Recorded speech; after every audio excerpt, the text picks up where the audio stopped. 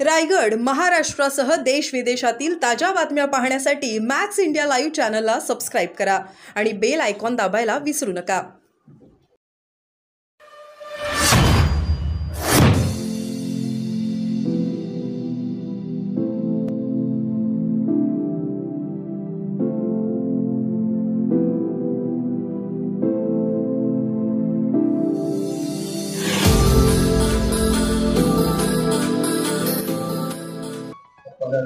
पण काय सांगाल, आता काल तुम्ही एबी फॉर्म भरला आहे, तुमची उमेदवारी आपण काल मात्र आज दादा भुसेंनी नाशिकमध्ये बोलताना असं म्हटलंय की ही जागा जी आहे ती शिवसेनेची आहे आणि काल अजित दादांच्या गटाच्या उमेदवारांनी देखील फॉर्म भरला तर आम्ही त्यांना माघार घ्यायला लावू.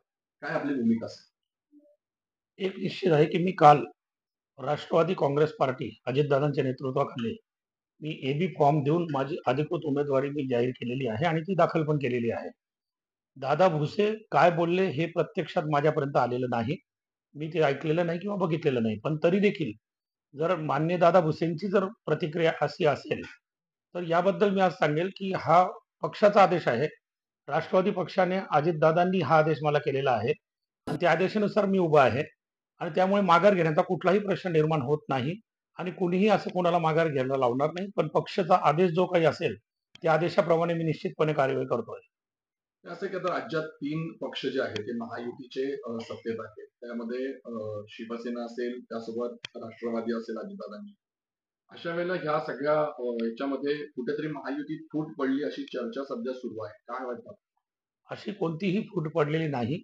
जे काही होतंय ते सगळ्यांच्या संमतीने होतंय. वरिष्ठ पातळीवर नेते एकमेकांना भेटतात आहे आणि त्याप्रमाणे हा निर्णय होतो आहे.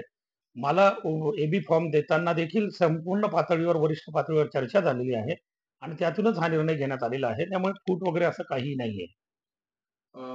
जर आता पक्षाने जर तुम्हाला कुठली जर आदेश दिला तर तुमची भूमिका काय असेल? म्हणजे उमेदवारी कायम ठेवाल की माघार घ्याल? मला एक पूर्णपणे खात्री आहे की पक्ष मला कधीही माघार घ्यायचा आदेश करणार नाही याची मला पूर्णपणे खात्री आहे.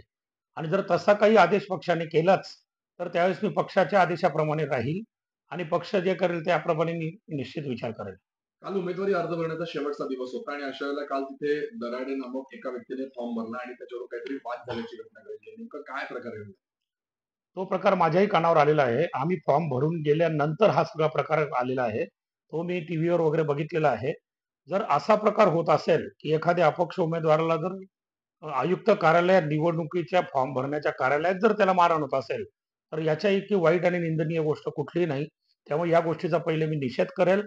दुसरी गोष्ट की अशा पद्धतीची जर दहशत आणि दादागिरी जर असेल तर ही निवडणूक शिक्षकांची निवडणूक आहे काय असा प्रश्न निर्माण होतो. कारण शिक्षक हा एक बुद्धिजीवी वर्ग आहे आणि पवित्र काम करणार आहे. त्यामुळे या निवडणुकीकडे एका वेगळ्या पद्धतीने पाहिलं जातं जनरल निवडणुकांपेक्षा. आणि महत्वाचं म्हणजे की आयुक्त कार्यालयामध्ये पोलीस बंदोबस्त, संपूर्ण सगळे सिक्युरिटी असताना, आयुक्त तिथे हजर असताना जर हा प्रकार घडला असेल तर हा प्रकार अत्यंत निंदनीय आहे. आम्ही याबाबत आता राष्ट्रवादी पक्षाने त्या आयुक्तांकडून त्या घटनेचे, त्या वेळेचे सगळे सीसीटीव्ही फुटेज आम्ही मागवले आहे आणि त्याप्रमाणे या घटनेवर कुठला गुन्हा दाखल करता येतो का, काही कायदेशीर कार्यवाही करता येते का, अशा प्रकारची विनंती आम्ही निवडणूक आयोग आणि आयुक्त यांना पक्षातर्फे करणार आहोत.